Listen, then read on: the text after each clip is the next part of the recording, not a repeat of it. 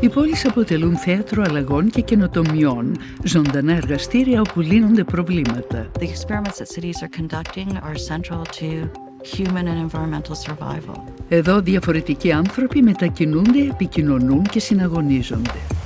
A successful city needs to be compact, complete, and connected. You need a certain level of density just to make the city work. Μέχρι το 2050, το 68% του πληθυσμού της γης θα ζει σε πόλεις που ήδη ασφικτιούν. Cities are almost like living organisms. They are constantly changing. They're never static. Transportation, services, resources. You're constantly fixing the problems and imagining new ones. Ποτέ πριν δεν ήταν τόσο επιτακτική ανάγκη για τη δημιουργία βιώσιμων πόλεων που θα αποτελούν πηγή έμπνευσης για τους κατοίκους. Status quo is no longer an option. There are existential crises facing cities. Only innovation will take us out of this. Καθώς κινούμαστε ολοταχώς προς ένα περισσότερο αστικό μέλλον, έχουμε πολλά να μάθουμε από το παρόν, το παρελθόν, αλλά και τον τρόπο που μπορούμε να κατασκευάσουμε τις καλύτερες πόλεις στον κόσμο.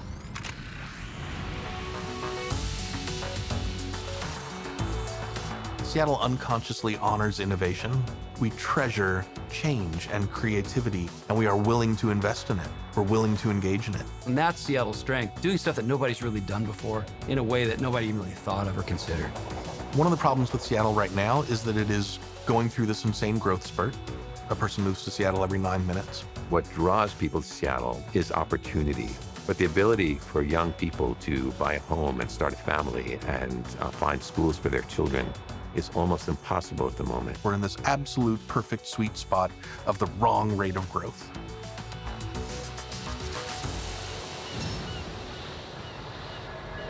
Το Σιάτλ έχει όλη την τεχνολογία στα χέρια του και είναι μια από τις ταχύτερα αναπτυσσόμενες πόλεις της Αμερικής. We've grown by 140,000 people in the last 10 years. That exceeded our expectation and our projection. In the past 10 years, it has grown by 20%, so it's exponential. Το Σιάτλ βρίσκεται πάντα ένα βήμα πριν από μια μεγάλη τεχνολογική ανακάλυψη. 3 or 4 years ago, we had more of those giant cranes than any other city in North America. So it gives you this sense of how much development is actually going on here in the city. Στις αρχές του αιώνα είχε πληθυσμό 564.000 κατοίκους, τώρα είναι περίπου 750.000. Στην πόλη κυριαρχεί η υψηλή τεχνολογία. Το Σιάτλ θεωρείται η απόλυτη πόλη των επιχειρήσεων σε όλο τον κόσμο και δεν είναι η πρώτη φορά στην ιστορία της. Here you see America's first jet transport plane on the runway at Seattle before making its initial test flight. The 4 jet engines exert a powerful thrust and the machine is soon airborne. Although intended for military use, this latest product from the Boeing factory can easily be converted into a commercial passenger or cargo plane. We may have started with Boeing, but if you think about all the startups that came here and then went to scale, Bill Gates coming and creating Microsoft. You have Jeff Bezos writing a business plan for Amazon. You have Expedia. Google is now located here. They're all moving downtown Seattle. They're all making buildings, and they're bringing a workforce of thousands and thousands of people. So the effect on where they live and how they live is critical. Η Amazon κυριαρχεί στο κέντρο του Σιάτλ και καταλαμβάνει το 19% των καλύτερων γραφείων της πόλης. Υπολογίζεται γύρω στα 10 εκατομμύρια τετραγωνικά μέτρα, όσο δηλαδή οι επόμενες 40 μεγάλες επιχειρήσεις μαζί. Amazon has completely reinvented what everyone thinks of retail. Οι υπάλληλοι της έχουν μεταμορφώσει εντελώς την πόλη. The new generation of tech workers are urbanites. They want to live in the city. They want urban sophistication as opposed to suburban blah. They don't have children. And Amazon is hiring a lot of single apartment dwelling young people and paying them a lot of money. Seattle's had one of the fastest growing rates of millionaires in the country. There was a time when you could list the number of millionaires in Seattle on a single typewritten page. Now you're talking about 10,000 millionaires. Δουλεύουν σκληρά παίζοντας σκληρό παιχνίδι σε μια από τις καλύτερες περιοχές του κόσμου. In an hour you can be in the mountains and hiking, snowshoeing, boating. That ability to disconnect from the urban environment, to be able to live that balance of a life, I think drives a lot of what most people refer to as the livability of Seattle. Αυτή η αυθονία της φύσης αποτελούσε πόλο έλξης για το Σιάτλ σε όλη τη διάρκεια της ιστορίας του. Seattle is located on Puget Sound and is easily reached by ocean-going ships.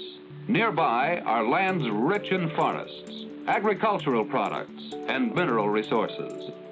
These are the things that have made Seattle grow. The first peoples came down shortly after the glaciers retreated, and they found this bountiful place. Salmon, huge groves of western red cedar and Douglas fir. And they lived in harmony with nature for 10,000 years. White people showed up 150 years ago, cut down all the trees, fished all the fish. But they also made this place what it is. The history of Seattle, in terms of pioneer settlement, is incredibly short. The pioneers that arrived here in 1851, they were called the Denny Party. They dubbed the place New York Alki, which means New York by and by. And this was a kind of joke, but it was also serious. They definitely wanted to start a city. They weren't here to build a farm and start selling potatoes. They wanted to ship things through here, get other businesses to locate here, and become an urban place in this pretty wild Pacific Northwest of 160 years ago. And they succeeded beyond what anybody imagined possible. Οι υδάτινες οδοί του Σιάτλ ήταν θεόσταλτες, σύμφωνα με το όραμά τους για την οικοδόμηση της πόλης. Seattle has a very complicated landscape, and one of the things that the early settlers realized that they needed to do if they were going to build what they believed to be kind of a model city, they were going to have to reshape the landscape. Η κατάλληλη στιγμή για την έναρξη των εργασιών που θα έκαναν πραγματικότητα το όνειρό τους παρουσιάστηκε μετά τη μεγάλη φωτιά του 1889. So Seattle burned to the ground in 1889, which was the year Washington became a state. It was kind of our pratfall before the debut on the national stage. And what that did was it re-energized the business community. It's like, okay, we've been building this city, it's been raised, now we can modernize it. Χαιρετίστηκε ως το μεγαλύτερο και τολμηρότερο δημοτικό έργο αναβάθμισης στην ιστορία. Μετακινήθηκαν 38 εκατομμύρια κυβικά μέτρα χώμα, με αξίνες, φτιάρια ατμού και κανόνια νερού. The words no were never a part of the program, and they did so much of those regrades with hydraulic water cannons. Many of the hills were washed literally into the bay. Picture in your brain a guy with a giant water cannon blasting hundreds of feet of a hill, sluicing it down into the water. Unbelievable. And they took the material from the regrades and they did stuff with it. They created new land. We filled in the tidelands. The Duwamish River was straightened into a kind of canal. We built an artificial island at the mouth of it for shipping. We built a ship canal that connected Puget Sound, Lake Union, which is in the center of the city. And the ship canal, the locks, that was a huge undertaking too, where they connected Lake Washington and Lake Union, which are fresh, to the saltwater of Elliott Bay. When they cut that, they lowered the level of Lake Washington by 9 feet, which essentially replumbed the whole lake. And that completely transformed the city once the ship canal was open, because that created fresh, non-tidal moorage for boats. Most of the Pacific fishing fleet, the North Pacific fishing fleet, is here, and not in Alaska, because we have this fresh, non-tidal moorage. Seattle, Queen City of the Pacific Northwest, seaport for Alaska, Hawaii, and the Orient. It is the hub of a vacation land offering an almost endless variety of scenic attractions and outdoor activities.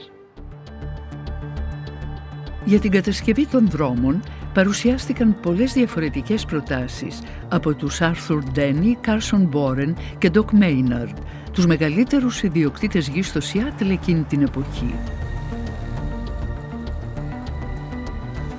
We have a crazy downtown grid. It's really 3 different grids crashing together.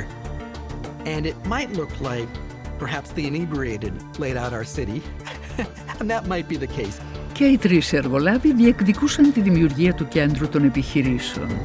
Denny was the sober, do-it-by-the-book, civic-minded, guy. Doc Maynard was a drunk and generous, completely different personalities, completely different strengths and weaknesses. It was doomed from the beginning by this dispute between these two guys, but the dispute was partly driven by the landscape. It's a pretty crazy place to have decided to build a city.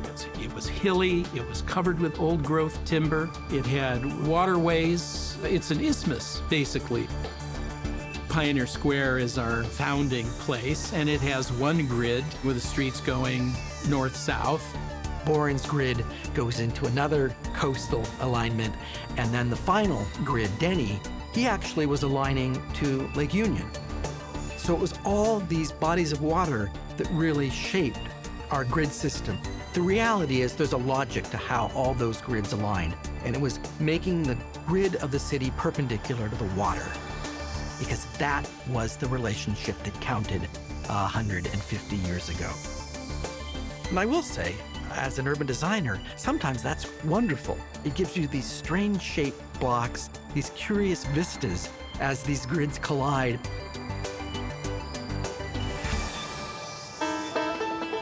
There's gold in them there hills.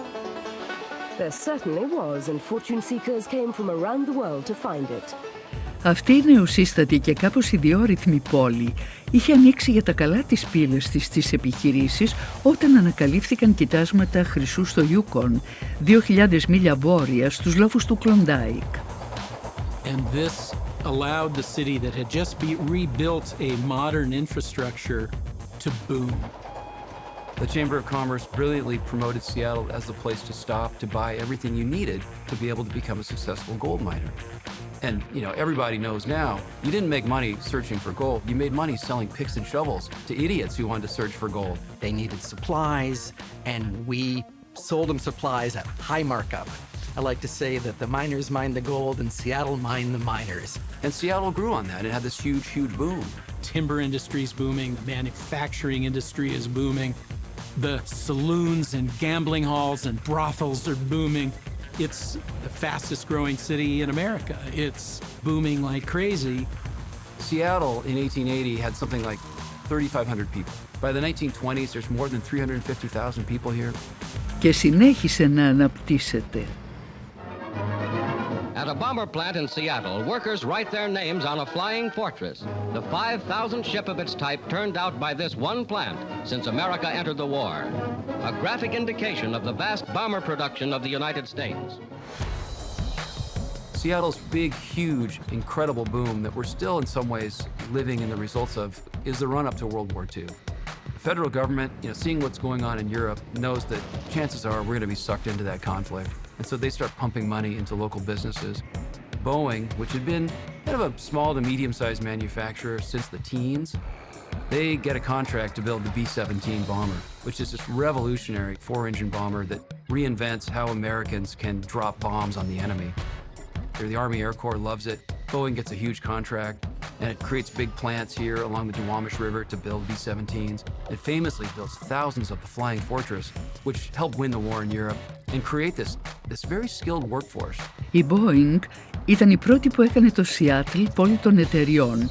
Το 1944 είχε 50.000 υπαλλήλους, με πωλήσεις εκείνη τη χρονιά $600 εκατομμύρια, 10 φορές περισσότερα από όσα έβγαλαν οι υπόλοιπες 10 επιχειρήσεις της πόλης μαζί. The line was, if Boeing sneezes, Seattle catches cold. Boeing becomes a driver for turning Seattle into a middle-class city. The engineers are unionized, as well as the machinists. They're paid reasonably well. They're not making Microsoft money, but on a Boeing man's salary, you can send your kids to school, you can send them to college, you can have a summer home and a boat. You can kind of live the good life that we think of when we think about a place like Seattle. And that's kind of when the modern Seattle emerges. It's when our current sort of racial makeup is sort of set. That's the first time that African Americans come here in great numbers. And then after the war is over, throughout the Cold War, Boeing figures out how to make a civilian jetliner, the 707. Seattle went from log cabins to the space age quicker than just about any other city, just because it was founded so late. There were people who literally came out in covered wagons who lived long enough to then fly in planes. We'll be coming up in the automatic sequence about 10 or 15 seconds from this time. 5, 4, 3, 2, 1. We have a liftoff. All engines building up thrust. Moving out. Στα τέλη της δεκαετίας του 1950, οι Αμερικανοί είχαν αιμονή με το διάστημα και η ηγεσία της πόλης, για να υποφεληθεί, σχεδίασε μια έκθεση που θα εντυπωσίαζε με την τεχνογνωσία της. One of the seminal moments in Seattle's history was the 1962 World's Fair. It was an opportunity to show the world that we had arrived. Boeing was incredibly successful. It was the first company to have a successful commercial jet aircraft. They're coming out of World War II. We were working to help put a man on the moon. These are just such heady, optimistic times. Η έκθεση του 21ου αιώνα, γνωστή και ως Παγκόσμια Έκθεση του Σιάτλ, εξασφάλισε επένδυση $9 εκατομμυρίων από την κυβέρνηση. Στους 6 μήνες που ήταν ανοιχτή για το κοινό, δέχτηκε 9 εκατομμύρια επισκέπτες, μια από τις λίγες εκθέσεις παγκοσμίως που σημείωσαν κέρδη. You really can't overstate the impact that had on the culture and the sense of we can get things done here. It created this blueprint for, like, if we have problems or we see opportunities, the civic business leaders and the government leaders can get together, get the money, sell the tickets, and pull off something really successful. And the whole purpose was to, quote, put Seattle on the map. This is a post-war city, we're a modern city, we're a space-age city.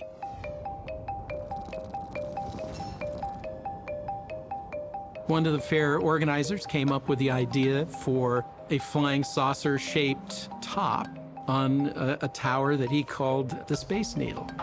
They wanted to make an extremely beautiful piece of architecture that was also very futuristic. Flying saucers represented the future. John Graham and his architecture firm, and Victor Steinbreck, two very significant architects in the history of Seattle. They actually designed the original structure that also had the world's second rotating restaurant. You would see the entire city while you were having your meal. Με 184,4 μέτρα ύψος, ο εμβληματικός ομπελίσκος που ονομάζεται Διαστημική Βελόνα σχεδιάστηκε να αντέχει σε τυφώνες, ανέμους με ταχύτητα 320 χιλιόμετρα και σεισμούς ως 9,1 Ρίχτερ. Famously went up very quickly, built in less than a year. So it went up, like, inching up day by day, and it's the symbol of Seattle. It's aspiration, it's technology, it's a certain amount of whimsy or tension in the structure.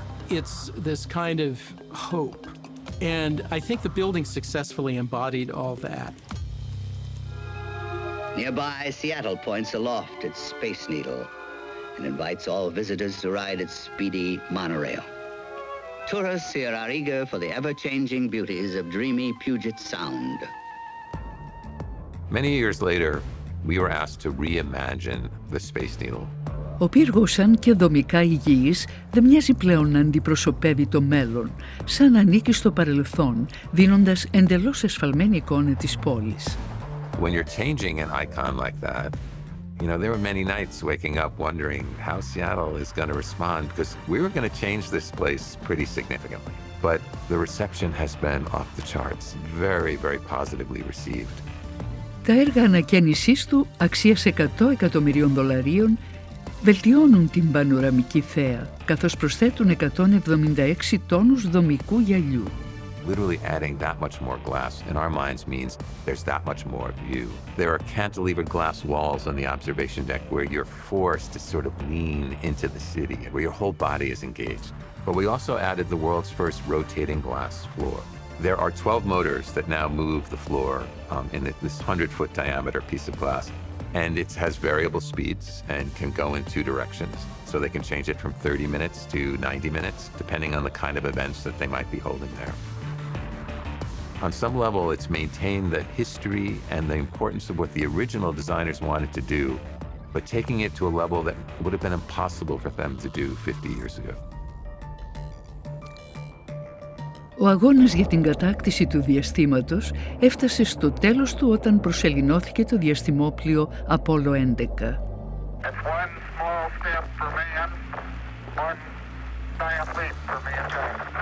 Μια γλυκόπικρη γεύση για πολλούς στο Σιάτλ που παρακολουθούσαν από την τηλεόραση. Η Boeing είχε αρχίσει να πωλεί εργαζόμενους, αφήνοντας άνεργους πάνω από το 10% του πληθυσμού. Το επόμενο πλήγμα ήταν το 1971, όταν η κυβέρνηση των ΗΠΑ ακύρωσε ένα πολύ μεγάλο συμβόλαιο με την εταιρεία. The next big thing for civilian air travel was supersonic travel, right? SST. And so Boeing got a government contract to develop a prototype for an SST, supersonic transport plane. And so they spent millions of dollars, they hired thousands of people, but Congress canceled the program in 1970 and created what they called the Boeing bust. They laid off tens of thousands of workers. Από τους 142.000 εργαζόμενους κατέληξε σε μόλις 38.690. Το ποσοστό της ανεργίας στο Σιάτλ έφτανε το 13,8%, τριπλάσιο από τον μέσο όρο της χώρας. You have the billboard that goes up, will the last person to leave Seattle turn out the lights? The vast majority of laid-off Boeing workers stayed. There wasn't a mass exodus. They stayed and they started other companies, or they changed careers entirely. And there was, I think, a real commitment on the part of the business community to diversify, to create that a successful economy in Seattle would be a much more diverse economy. Τη χρονιά που κατέρευσε η Boeing γεννήθηκαν τα Starbucks. Το πρώτο καταστημά τους ήταν απέναντι από την ιστορική αγορά της πόλης στο Pike Place. The original Starbucks was a place for coffee aficionados to come and get the beans of their choice and a roast of their choice. Σήμερα τα Starbucks έχουν γίνει τα McDonald's του καφέ. Με πάνω από 30.000 καταστήματα, εξυπηρετούν 100 εκατομμύρια πελάτες την εβδομάδα, έχοντας ετήσιο τζίρο περίπου 25 δισεκατομμύρια δολάρια. It's one of those things that's sort of this mixture of sort of pride and revulsion that I think people have in Seattle about things that are successful. Profit margin on a cup full of hot water with some coffee beans in it must have been insane in the early days. But it wasn't until the late 80s that Howard Schultz, who had managed one of the stores, bought the company and had this vision to really expand it. To be able to duplicate the culture within each of those stores, not only in Seattle, but in Florida or in Beijing or in other parts of the world, that takes skill and talent. And where Starbucks really starts to take on national prominence in my mind is the early 1990s, right around the same time that grunge is rising, right around the same time that Microsoft is really rising. I don't think those things are necessarily directly related, but they seem to sort of feed off each other. There's power in brands, right? And if it's attracting people here, that's great. Seattle on the misty coast of Washington State, home to seafood, Starbucks, monorails, Jimi Hendrix, and in the western suburb of Redmond, Microsoft. Μια πολύ γνωστή εταιρεία που εγκαταστάθηκε στο Σιάτλ το 1979 ήταν η Microsoft και σε αυτή την περίπτωση δεν ήταν προσχεδιασμένο. I don't think Microsoft grew up here because someone said, let's diversify our economy and get a software company here. It's just sort of, good luck that Bill Gates and Paul Allen happened to go to high school together in Seattle and happened to, start their company in New Mexico and then want to move it back home. And that leads to the whole tech boom that we're still in the middle of now. We're still in the Techocene era. If you're looking at it geologically, this is the era of tech in Seattle, for sure. Η Microsoft πήρε τη σκητάλη από την Boeing για να ξαναγίνει η πόλη συνώνυμη της τεχνολογίας. And a lot of people say that Boeing was really the first high-tech company in Seattle's history, and they certainly were doing things with computers in the 1940s and 1950s. Είναι γνωστό ποιος ξεκίνησε την ανάπτυξη της τεχνολογίας. There was a migration of some tech companies that spun off from Boeing into the suburbs. Well, Microsoft seizes on that, and I think even locals were surprised at the speed with which Microsoft became a dominant force economically. The whole plate is laid, in a sense, for this new phase in Seattle's history. I started my architecture career here in the 80s when Microsoft was just getting started and Amazon was just being conceived. It's become a remarkable place for designers because all this technology needed buildings. To be able to create this kind of architecture that would go along with this growing innovation has been incredibly exciting and frankly has made Seattle a destination place for people that want to design. Certainly the kinds of architecture we were getting in the 1960s and 1970s was not necessarily adding to livability. It was functional, it was certainly profitable, but it wasn't giving us livability. And so Seattle adopted design guidelines and a whole design review process to make sure that as our neighborhoods change, new buildings are a good fit, that they complement the context, and they add to the vitality. And that really is important. Στη βιασύνη τους να δημιουργήσουν νέα κτίρια για να εγκατασταθούν, ήταν πολύ πιο εύκολο να κατεδαφίσουν παρά να διατηρήσουν το παρελθόν, να εξαφανίσουν την κληρονομιά της πόλης. Χάρη όμως στη σύμπραξη κάποιων κατοίκων με όραμα, δύο ιστορικά σημεία της πόλης διασώθηκαν. Pioneer Square, a crossroads for the variety of people who frequent the area. It is the only major park in downtown Seattle, and it is always full of humanity and the cosmopolitan feeling that only comes about where all strata of society coexist. The preservation of Pioneer Square was really critical in how we see ourselves. We were tearing down these historic buildings, our earliest neighborhood in the city, and we saw that as these buildings were being torn down, we were losing our soul. And when you lose your past, you lose your future. It's those elements that make us unique, that make us genuine, that must be preserved and enhanced. Seattle has some really terrific, identifiable, unique, genuine neighborhoods. And the concern is that as we grow, as we expand, we're going to lose that quality and that uniqueness. Likewise, the Pike Place Market, which is this wonderful collection of really authentic and true to Seattle spaces and places and people. But Pike Place Market is one of those great examples of a preservation instinct that preserved an actual historic function and structure of something that is both of interest to the onlookers and still of actual, real, operational value as a market. We're a city of contradictions. On the one hand, we want to be the preeminent, world-class Pacific Rim city in all its glory. On the other hand, we want to go home at night to our small-scale, quiet bungalow neighborhoods. I think that's a bit of a tension, and it's a tension that we've seen as we've grown.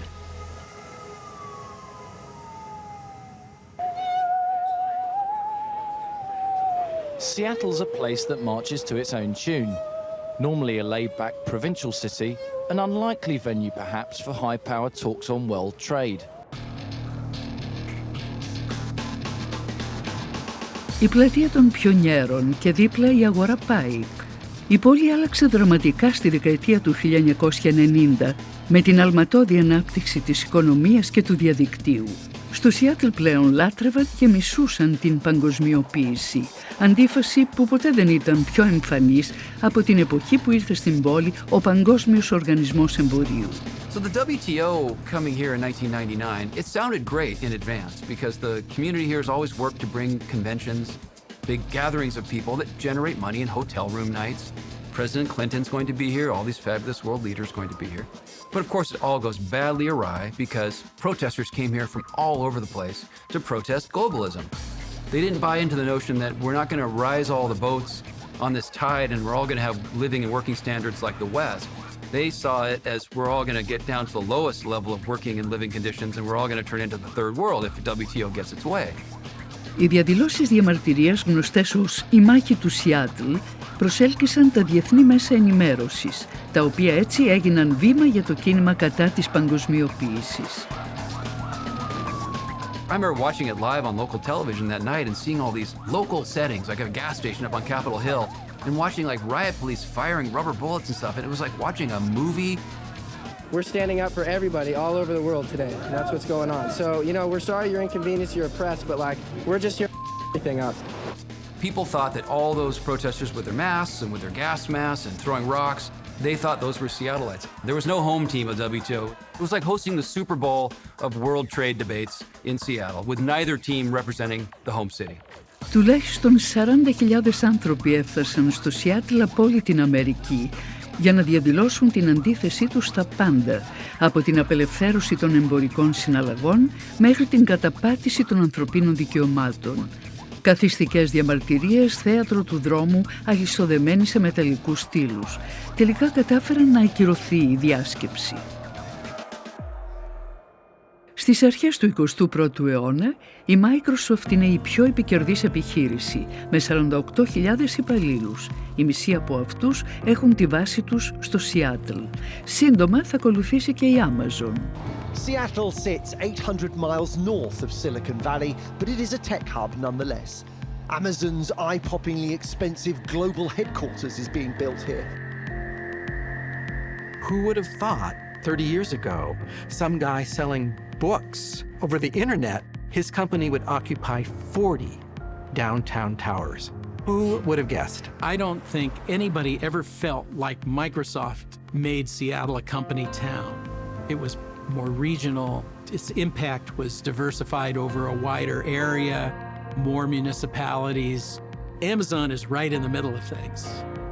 And they employ, some 40 to 50,000 workers in this region of a certain profile. And that has been a huge impact, and I think has swung Seattle back into a company town mode. Αυτή η μαζική ενίσχυση του τεχνολογικού πλούτου έκανε το Σιάτλ εξαιρετικά ακριβό για να ζήσει κανείς, γεγονός που βαραίνει πολύ στη συνείδηση των κατοίκων του. We've become younger, we've become wealthier, and the population that we're attracting is better educated. So those are all great things. The challenge is, what about the folks who aren't wealthy? What about the folks who haven't had the opportunity for education? How do we ensure that they stay and feel welcome in the city as it changes? If you're able to work at these businesses, you can afford to live in the city. And if you're not, you can't. It's created a massive amount of inequality, right, and inequity. The divide between those with resources and those denied resources is getting bigger and bigger and bigger. And that snaps at some point. That breaks.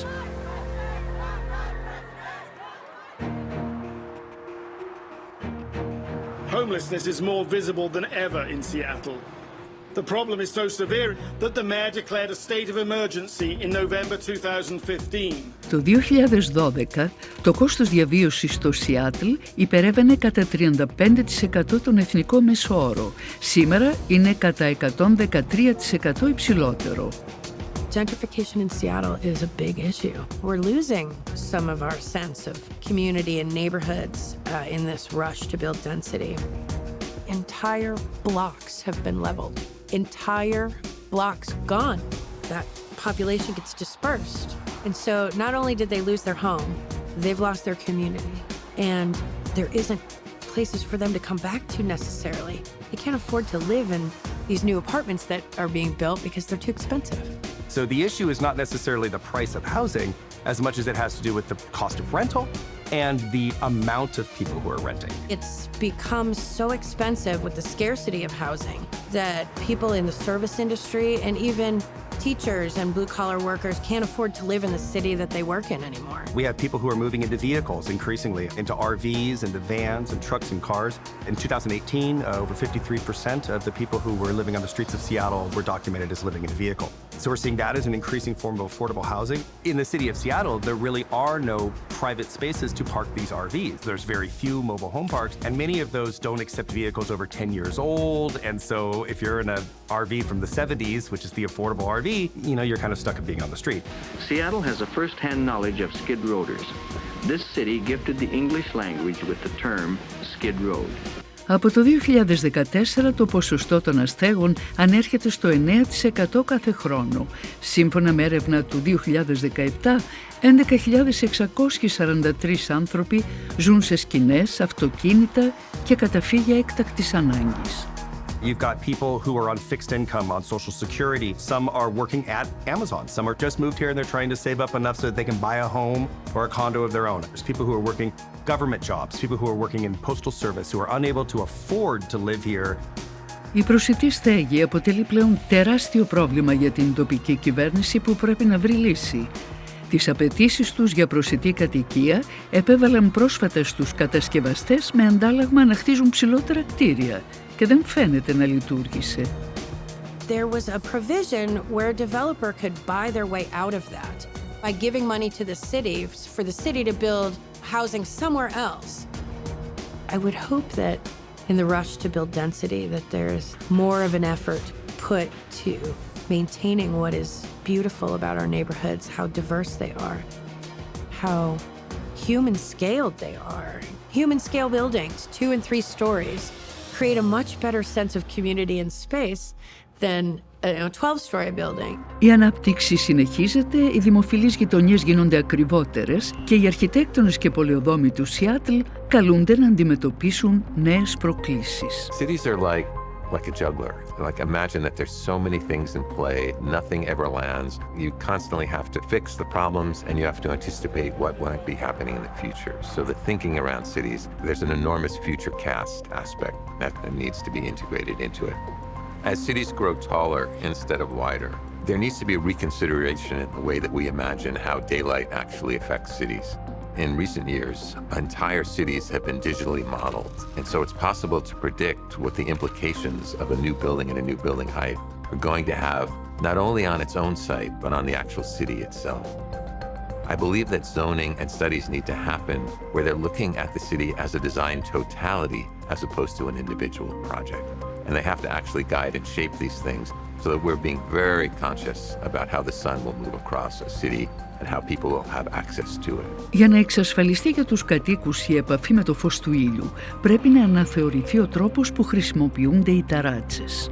If you get in a high place and you look at any city, you see this unutilized resource right in front of you, where all of the rooftops of buildings are actually empty. So we made a concept where we imagined rooftops as if they were places for energy harvesting, the growth of livestock and food. We connected buildings in ways that they could become public spaces, and we put children back in the sunlight by allowing them to have play spaces on the roofs of buildings in schools. The idea there is that there is a future in cities where the very top layer can actually be reconsidered and reutilized, and it's true of every city. It's critical that we imagine the future of cities because of what we're going to need from them as the years go by. But it also, it's not always additive. It's not always the things that we're going to add to cities. It also can be subtractive.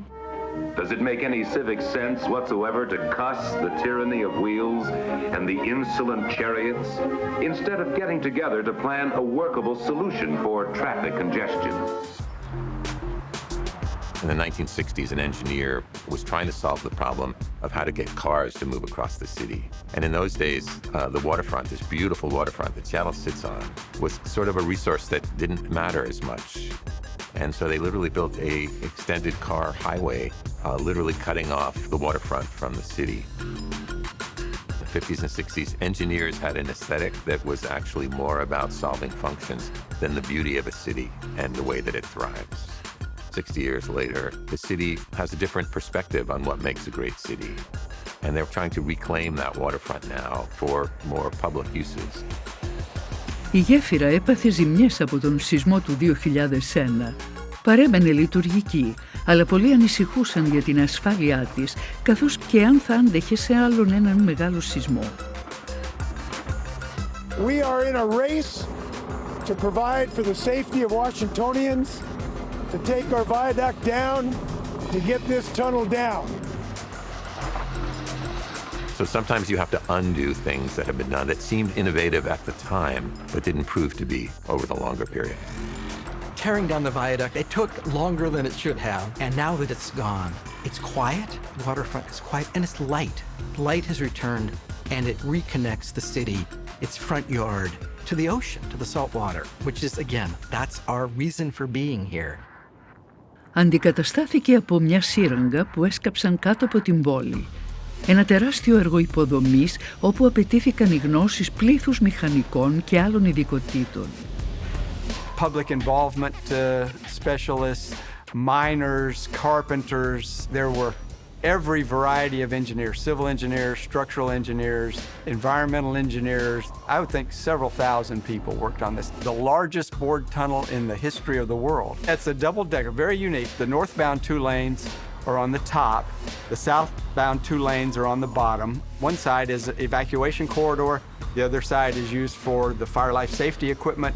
So the engineering, we were literally advancing the state of the art. Ακόμα και το μηχάνημα εξκαφής ήταν ειδικά σχεδιασμένο. tunnel boring machine was christened Bertha in honor of Bertha Knight Landis, the first female mayor of Seattle.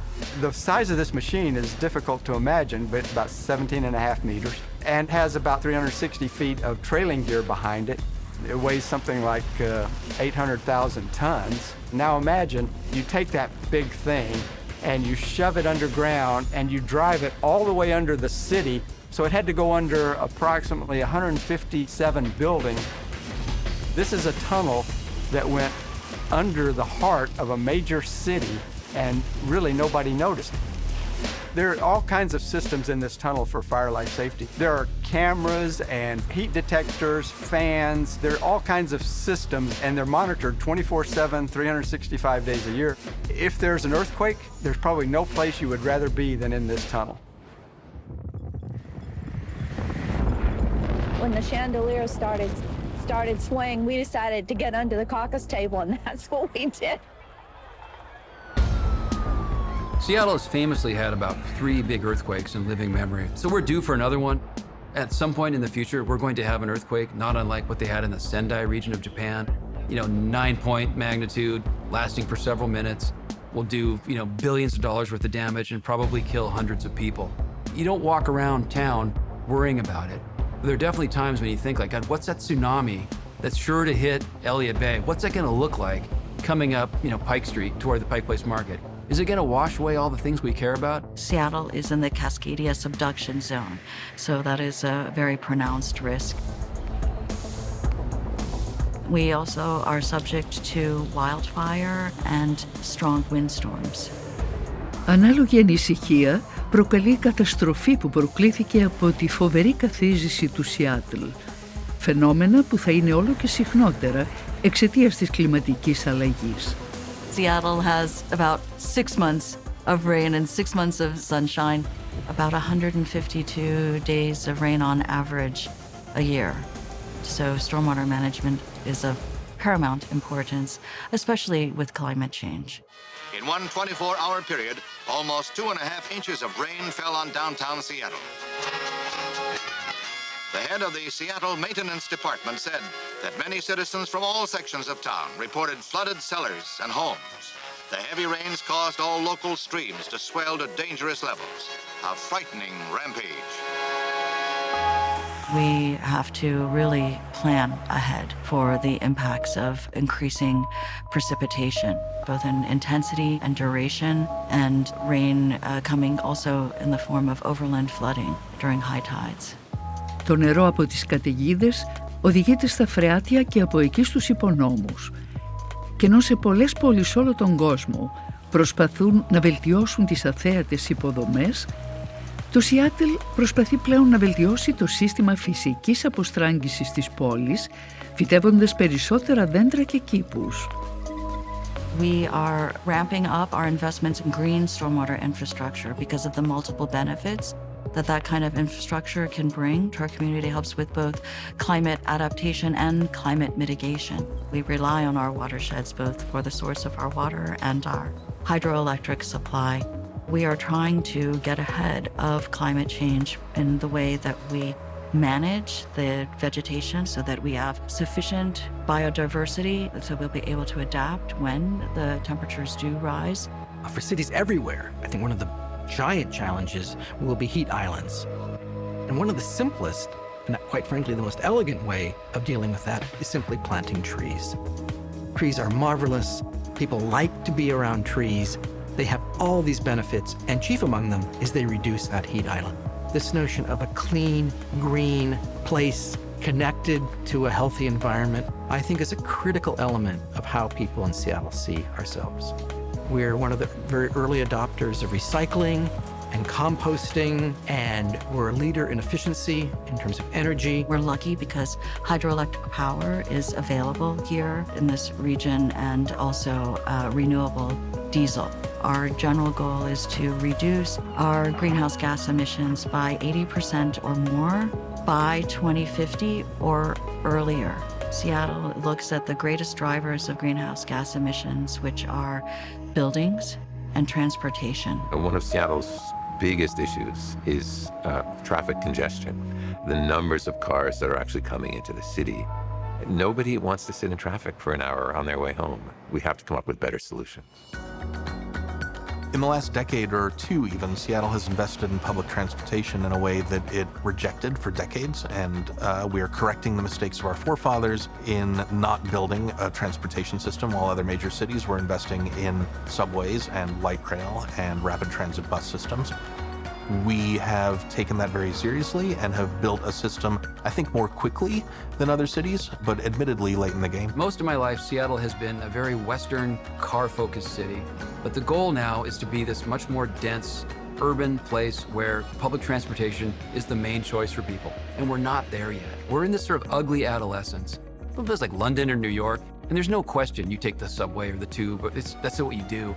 But we're just in this really difficult phase where unless you're really committed to public transportation for environmental reasons or for fiscal reasons, it's so tempting to want to drive your car because we're just not there yet. So we're trying to build transportation alternatives for people to get them out of their single cars. Από τις παλαιότερες μορφές μεταφορικών μέσων στην πόλη που λειτουργεί ακόμα θαυμάσια είναι η υπορθμιακή γραμμή της πολιτείας της Washington. Με 23 σκάφη συνολικά μεταφέρει 60.000 επιβάτες την ημέρα μεταξύ των 20 σταθμών που βρίσκονται στις ακτές του Puget Sound. 24 million people a year are actually moving on the water systems here. So the public transportation link to areas that have a significant amount of water is something that has been developed in Seattle, probably more than most cities in the world. We have a really fantastic bus system here, where a lot of our buses are electric. So they're clean, they're quiet, they're fabulous. So we've also got a couple of streetcar lines. And we're expanding our bike lanes because there's a lot of people that, even though the weather is questionable for much of the year and our city is quite hilly, there's a lot of people that love to ride bikes in Seattle. There's that whole outdoor thing, there's people love to ski and hike and boat and, all that. We're in the process of building out 100 more miles of light rail systems that gives people much more options in terms of where they can live, where they can work, and ways to get around that don't involve sitting in traffic. Building the light rail was transformative for Seattle, and I really wish that we had started it 20 years before we did. It's fast, it's clean, it's efficient, and we're gonna do the coolest thing ever. We're gonna put light rail trains on floating bridges, which has never been done anywhere in the world, and that makes me so happy. Η τοποθέτηση σιδηροδρομικής γραμμής σε πλωτή γέφυρα δεν είναι καθόλου εύκολη υπόθεση, ενώ αποτελεί μοναδική πρόκληση για τους μηχανικούς. Απαιτείται λεπτομερής ανάλυση, σχεδιασμός και συνεχείς δοκιμές. Κάθε εξάρτημα πρέπει να σχεδιαστεί από την αρχή, όπως οι πολυδιάστατες κινούμενες αρθρώσεις για τα άκρα των μεταβατικών ζυγών που συνδέουν τα χερσαία τμήματα της γέφυρας με τα πλωτά. It goes back to that incredible engineering spirit of Seattle that nothing is impossible. And now we're going to put light rail trains on the floating bridge. It just blows my mind. Κέντρο της καινοτομίας και της αποκλίνουσας σκέψης σε οποιοδήποτε μέτωπο, το Σιάτλ συνεχίζει να λάμπει. Seattle keeps exporting these game-changing models to the world. Whether it's about coffee shop culture or about online commerce or whatever it is, we keep changing the world. One of the things that I love about Seattle is that people here are really committed to creating a just environment, a just city. And that means being just both socially and environmentally, and to ensure that everyone in our community can enjoy access to the resources that they need equitably. I think we do have that diversified economy that the civic leaders dreamed of in the wake of the Boeing bust in 1970. I think we're there, but who knows? Who knows what the future holds? If there's a sense that Seattle can read the tea leaves, it's not because Seattle identifies a one path and decides that's going to be the future. It's because Seattle throws up 100 paths, and if one of them is correct, then to the rest of the world it looks like we picked the right path forward. People can learn from the things that our predecessors did well and the things that we haven't quite gotten the hang of yet. Part of Seattle's central message is how important it is to get ahead of growth. If we imagine ourselves on a highway of growth, we are ahead of some cities in that growth and behind other cities. There's a thing that we call the Seattle process. We commission reports and feedback loops There's something really valuable to that deliberative process, though, as long as you do come out the other side. And if Seattle could export anything, it's the marriage of both the game-changing model, the adventurousness of that creative solution seeking, and the deliberative process that typically builds to it.